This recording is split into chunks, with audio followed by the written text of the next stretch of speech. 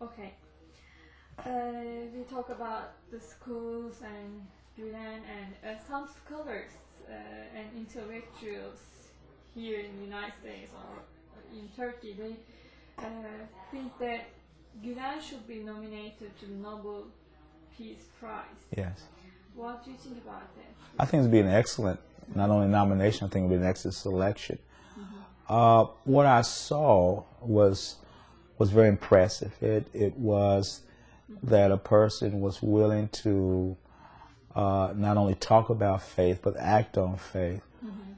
And I guess what impressed me most was that not only does Gulen and those who agree with Gulen talk about their faith and act about their faith, but they embody their faith. And that's what struck me about the schools, because as I learned or came to believe that you could not teach religion in the school, but you modeled behavior that was characteristic of a good believer, a true believer. And so that was very important, because generally, so often, we believe that religion is a cause for war, is a cause for discord, as opposed to seeing that people of faith can bring about peace. And when it comes right down to it, I think the only lasting peace is because it's peace based on faith. That I see you and you see me as both human beings. That God created both of us, and therefore we can't kill each other. We just can't do it. Because God will not allow it. God says, no, don't do it. And so we can't do it. And I think the only way we get there is because of faith. That there is no other thought process, there is no other philosophy, no other rationale that says that I just cannot kill you. I have to find a better way when I have a disagreement with you. Days ago, maybe you heard about that a French magazine published a cartoon, and it was about Prophet Muhammad and depicting him as a bomb. And this disappointed Muslim world. What do you think about that? Well, I understand, first of all, that Muslims do not believe that Prophet Muhammad or any other prophet ought to be depicted. And that's very important to me, and I agree with that.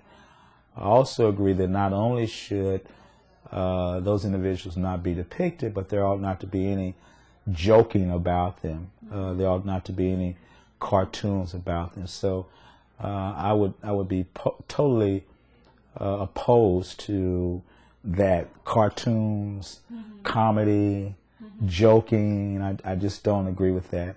And I think people ought to be respectful, even if I don't. If I'm not a Muslim, I ought to be respectful of Muslims. I'm a Christian, and I would hope that Muslims are respectful of me and my faith. And I think Muslims are, good Muslims are. And so I think that ought to be across the board.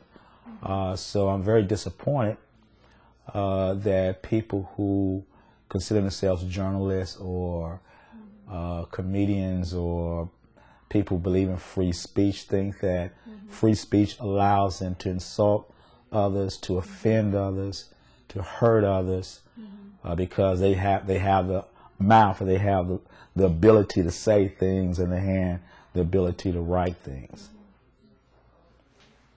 Okay, and what would you share with us about your experience in Turkey, or with people in Turkey, or anything beyond these questions? Yeah, probably in addition to recommending that everybody goes, and I'm serious about that, every day I have some reflection on something I saw, observed, experienced in Turkey.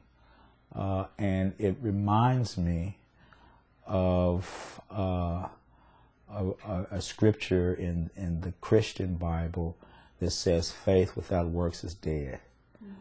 And so if I am a person of faith, and I consider myself to be a person of faith, there ought to be something that I'm doing at all times, not only to, not for the purpose of showing folks my faith, but living my faith. And so that's something that I have a greater appreciation for after coming back from Turkey. Thank you very much. Thank you.